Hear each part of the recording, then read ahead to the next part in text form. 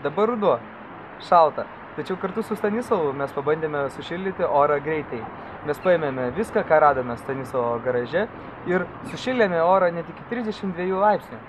Prabanga. Gaminsime saulės kolektorių. Stanislovas sukalė dėžę ir apklijavo ją putplasčiu, kad surinkta šiluma niekur nedingtų. Kaip tikri profesionalai naudosime aukštos kokybės plonyti maistinį aliuminį.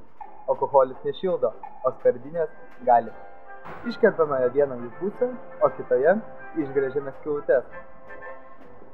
Skardinės suklijuosime ir sudėsime į dėžę. Pro jas eidamas oras surinks visą saulės šilumą.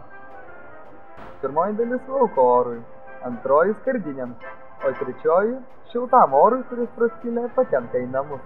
Sudedame viską ir nupurškime į draugišką juodą spalvą, kuri geriausiai sugeria saulės spindulius.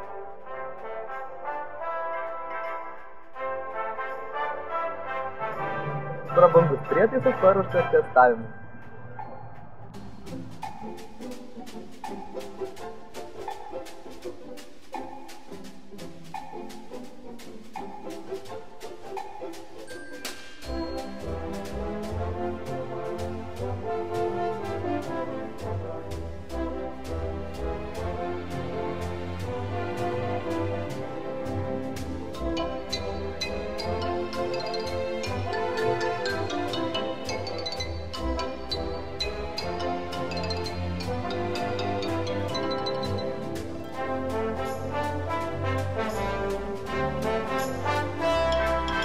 Paprasta.